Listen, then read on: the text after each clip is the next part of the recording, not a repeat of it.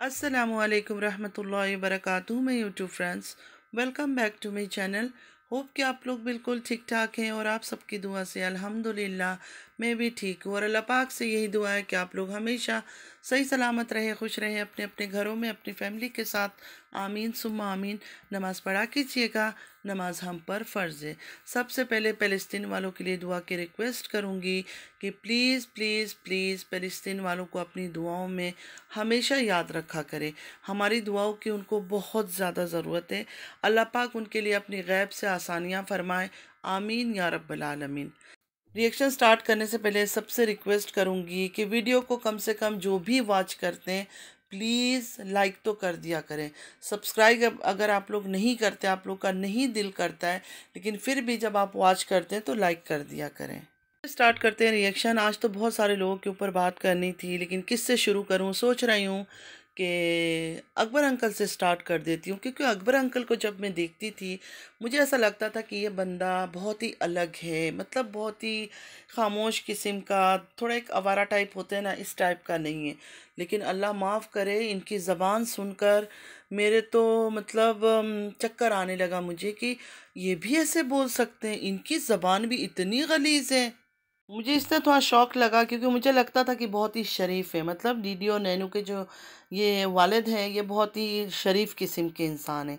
लेकिन इनका भी अब पोल खोलकर सामने आने लगा है कि ये भी बिल्कुल शरीफ नहीं है और ज़बान के भी ये बहुत ही गलीज़ हैं।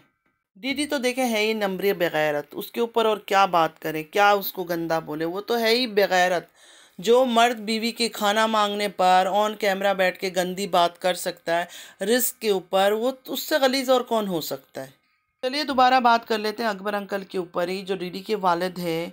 जो वॉइस लीक हुआ डीडी के वालिद का, छमिया के बहनोई, मतलब दीदी की आधी साली घरवाली या साली आधी घरवाली जो भी है, उसके शौहर ने जो वॉइस उनकी सुनाई है वो सुना आप लोगों ने।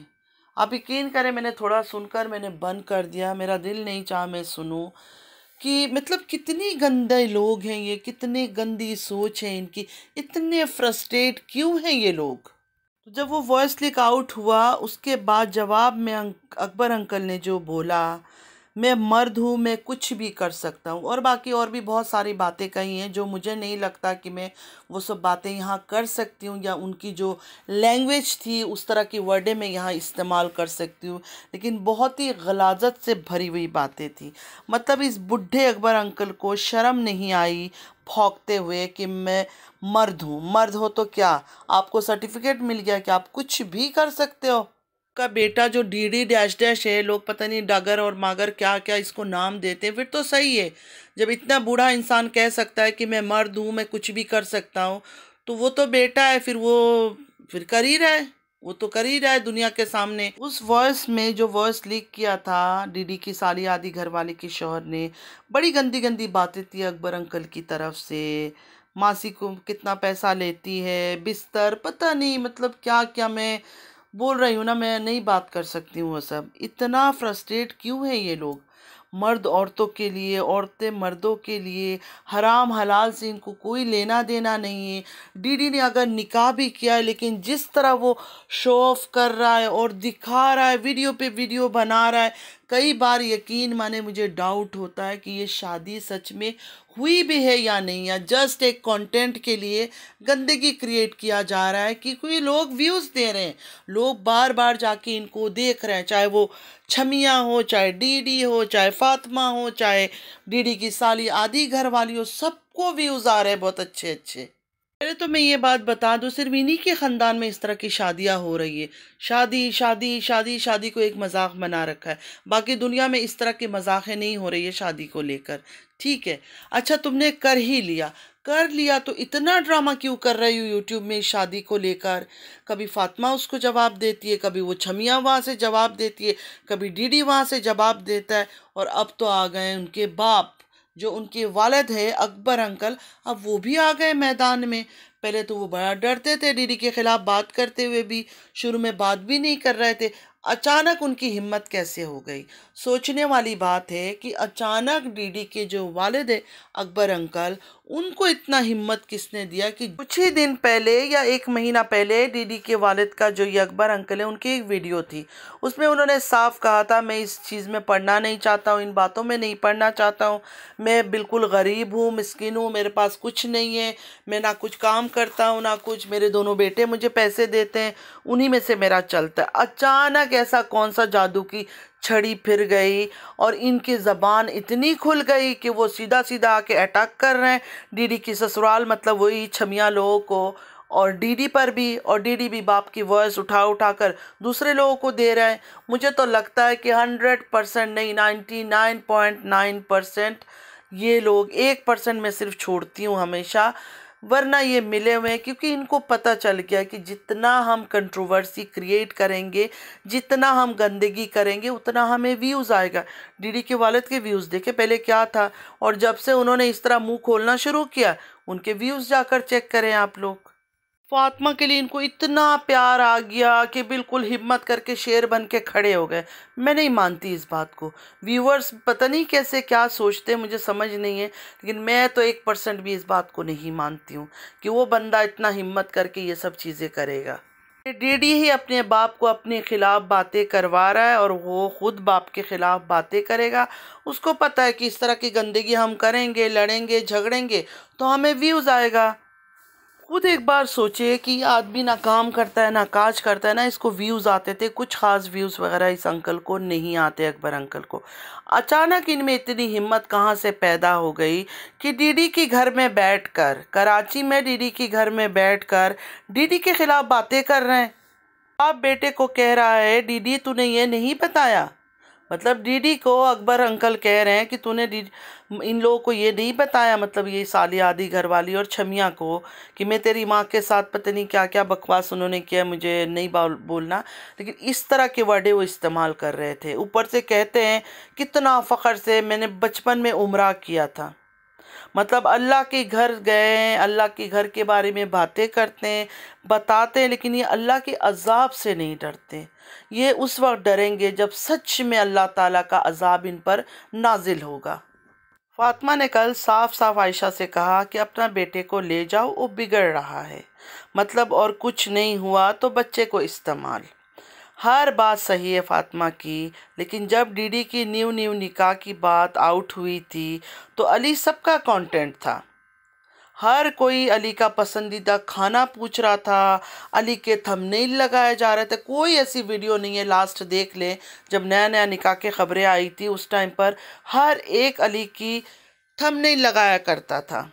और अली ने भी आयशा की किसी वीडियो में, जब उसकी माँ उससे मिलने कराची आई थी, तब बोला था कि मैं तो कंटेंट हूँ सबका, सब मेरे साथ वीडियो बनाना चाहते हैं। ये अली ने अपने मुंह से कहा था, मतलब उस बच्चे को ये पता चल गया था कि उन दिनों ये लोग मेरे साथ वीडियो बना रहे, मुझे ज़्यादा वीडियो में ले रहे हैं, मेरा थंबनेल लग रहा है।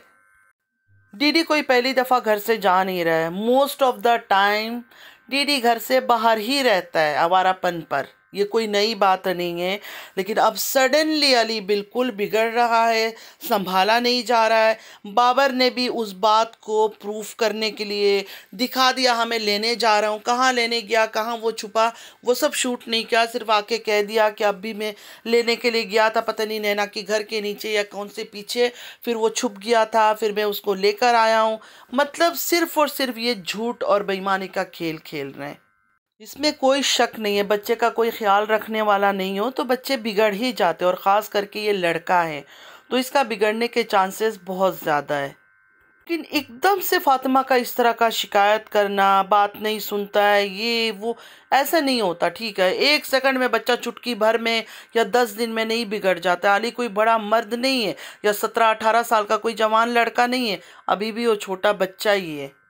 ये भी बिल्कुल सही बात है, अली कोई फातिमा की जिम्मेदारी नहीं है। लेकिन मैं एक बात कहना चाहती हूँ, सब लोग यही कह रहे हैं कि वो फातिमा की जिम्मेदारी नहीं है। जब फातिमा ने शादी की थी डीडी से, तब फातिमा को तो पता था कि इसका एक बेटा है और वो बेटा डीडी के साथ रहता है और वो छोटा सा बच्चा है।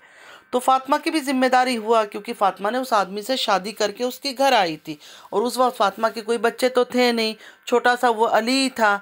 तो बच्चों के साथ रह के अटैचमेंट इंसान को हो ही जाता है, प्यार भी हो जाता है। लेकिन मैं एक बात बोलूं, मैंने कभी फातिमा को उस तरह जो माएँ प्यार करती है ना, हमारा बच्चा 12 साल का भी हो जाए, 13 साल का भी होता है, हम हग कर लेते हैं, कभी साथ बिठा लेते हैं, कभी सर पे हाथ रखते हैं। मैंने अली को कभी इस तरह की प्यार करते हुए इनको नहीं देखा, ना कभी डीडी को देखा है, ना फातिमा को देखा है। सब लोग ये बात कह रहे हैं कि फातिमा की जिम्मेदारी नहीं है। देखिए ठीक है, फातिमा की जिम्मेदारी नहीं, क्योंकि उसकी माँ भी है, बाप भी है, दोनों अभी तक जिंदा है।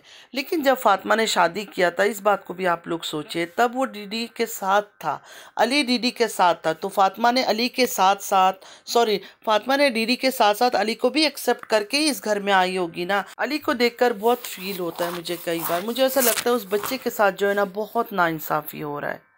बाप शादी पे शादी किए जा रहा है, अपनी अय्याशियों में मस्त है, बेटे की कोई परवाह नहीं है। सौतेली माँ से क्या उम्मीद करें, सगी माँ शादी करके वो भी अपनी मस्ती में ज़िंदगी गुजार रही है। जब तुम लोग बच्चे को पाल नहीं सकते हो, बच्चे की केयर नहीं कर सकते हो, तो बच्चे पैदा ही क्यों करते हो? कोई प्रिकॉशन ले लो, मत क्या करो बच्चे पैदा। अब आयशा आकर ले गई है, मुझे उम्मीद है, अल्लाह करे कि आयशा अपने बेटे को अपने पास प्यार मोहब्बत से उसको पढ़ाए लिखाए, उसको एक अच्छा इंसान बनाए। क्योंकि सगी माँ है, जितना वो केयर करेगी दूसरी औरत बिल्कुल नहीं करेगी, और फातिमा तो नहीं करेगी। मैंने कभी नहीं देखा है फातिमा को इतना ख़ास अली के ऊपर तवज्जो देते हुए। सगी माँ जिंदा हो, अपने पास लेके जाओ, उसको पढ़ाओ लिखाओ, उसको एक अच्छा इंसान बनाओ। तुम लोगों ने तो उसकी ज़िंदगी अजाब बना दी है। पहले भी जब वो फातिमा की यहाँ रहता था, अली फातिमा के साथ मतलब हमेशा से तो रह रहा है, लेकिन इतने गंदे गंदे कपड़ों में घूमता था, कपड़े उसके साफ नहीं होते थे, चेहरा उसका मैला नज़र आता था। फिर लोग कमेंट करते थे कि अली के कपड़े चेंज कराओ, 4-4 दिन ऐसे कपड़े पहनकर बैठा रहता है, अब डीडी उसको प्यार नहीं करता है। पहले के ब्लॉग जब शुरू शुरू का डीडी बनाता था, सिर्फ और सिर्फ अपनी बेटियों को दिखाता था, सारा टाइम अपनी बेटियों को दिखाता था, अली को बहुत कम दिखाता था। फिर जब लोगों ने कमेंट करना शुरू किया, इसके अपने जो सब्सक्राइबर हैं उन्होंने कमेंट करना शुरू किया, फिर डीडी ने थोड़ा थोड़ा करके अली को दिखाना शुरू किया। वरना वो बच्चा तो शुरू से ही बिल्कुल इग्नोर लिस्ट में है, उसका कोई परवाह कोई भी नहीं करता था, ना सगी माँ, ना सौतेली माँ, ना सगा बाप। अचानक अभी ये इन्होंने एक शोशा छोड़ दिया कि वो बिगड़ रहा है, वो ये कर लेता है, अभी वो कर लेता है। मैं तो किसी चीज़ को नहीं मानती हूँ इनका। सब डॉलर कमाने में बिजी है, उस बच्चे को खाना भी टाइम से देते हैं नहीं देते हैं, ब्लॉगिंग के चक्कर में, अपने बच्चों के चक्कर में हर कोई मसरूफ़ है। तो अली का ध्यान कौन रखेगा? फातिमा तो अपनी बेटी को लेकर परेशान है, हर दूसरे दिन फादिया को लेके वो बैठ जाती है। फादिया उदास है, मेरी बच्ची की हंसी लौट आए, मेरी बच्ची की खुशी लौट आए। मतलब कौन है आपकी बच्ची की हंसी और खुशी? क्या आपको लगता है अगर सच में डीडी ने उससे शादी किया हुआ है, उसके पास जाके रह रहा है, आपकी इन ड्रामों से या बच्ची दिखाने से वो लौट के आ जाएगा? अब डीडी कह रहा है कि अली मेरे साथ और छमिया के साथ रहेगा। मतलब बेगैरत बेशरम, तुम्हारे तो रंग ढंगी ख़त्म नहीं हो रहे, रोमांस ख़त्म नहीं हो रहे। छमिया के साथ तुम उस बच्चे को अभी से बिगाड़ना चाहते हो। यकीन मानिए, अगर छमिया के साथ और अपने साथ इसको रखा ना अली को, वो बच्चा बिल्कुल बिगड़ जाएगा, वो गंदे रास्ते में निकल जाएगा। क्योंकि जो चीज़ देखेगा वही तो सीखेगा। ऑलरेडी ये ख़ानदान पूरा इतना गंदा है कि इनके बच्चे छोटे से जो चीज़ें देख रहे हैं ना, हमारे बच्चे शायद इतने बड़े बड़े एज के हो जाएंगे ना, ये सब उनको देखना नसीब नहीं होगा। और अल्लाह करे कभी उनको ऐसे बुरी चीज़ें देखना नसीब भी ना हो। आमीन या रब्बल आलमीन।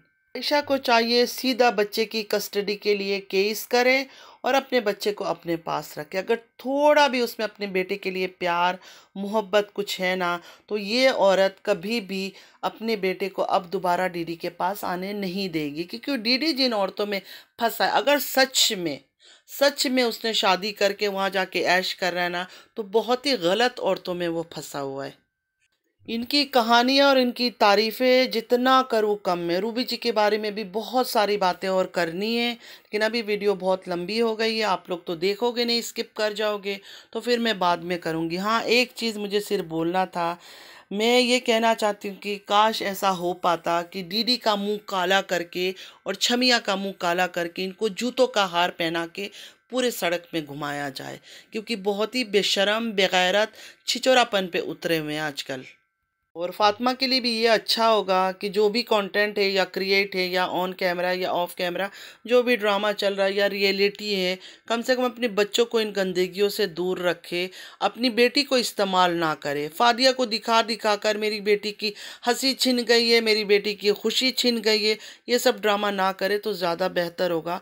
पहली बार डीडी कहीं बाहर नहीं गया, आपका शौहर डीडी हमेशा ही बाहर रहता है। आप ऐसे रिएक्ट कर रही कि दीदी इससे पहले कहीं बाहर नहीं गया। ठीक है, आप बीवी, आपको तकलीफ हो रहा होगा कि उसने निकाह किया है, लेकिन फादिया अभी बहुत ज़्यादा छोटी है, उसको अभी इन चीज़ों का इतना समझ नहीं है। उसको अगर आप कह दो कि बाप बाहर गया तो उसको पता है, और उसका बाप तो बाहर जाता ही रहता है। तो इतना उसका फोटोग्राफ लगा के, कम्युनिटी लगा के, मेरी बच्ची की खुशी छिन गई है, मेरी बच्ची की हंसी लौट आए, ये सब जो है ना बहुत ही ज़्यादा ओवर एक्टिंग लगता है। मुझे जो सही लगता है हमेशा मैं वो बात करती हूँ। आप लोग को क्या लगता है कि फातिमा सही है, गलत है, या जो ये सब हो रहा है, अकबर अंकल, उनका बेटा, छमिया, साली, आदि घर वाली, हर कोई मिलकर जो एक ड्रामा कर रहे हैं, क्या आप लोग को लगता है ये बिल्कुल सच ड्रामा हो रहा है, या आप लोग को भी लगता है कि इसमें बहुत बड़ा कोई गोलमाल है? देखिए, इनकी वीडियोस देख के जो फील करती हूँ, जो मुझे फील हुआ, मैंने वही बातें शेयर किया। बाकी अल्लाह को बेहतर पता है कि क्या सच है क्या झूठ है, कौन ड्रामा कर रहा है, कौन सच कर रहा है, कौन सच आंसू बहा रहा है, कौन झूठा फेक आंसू बहा रहा है, कौन ग्लिसरीन लगा रहा है, कौन सच में रो रहा है, मैं कुछ नहीं जानती हूँ। सब अल्लाह को खबर होगा, मुझे नहीं पता। नमाज पढ़ा कीजिएगा, नमाज हम पर फर्ज है। चलती हूँ, दुआ में याद रखिएगा। ज़िंदगी रही फिर मुलाकात होगी। अल्लाह हाफिज़।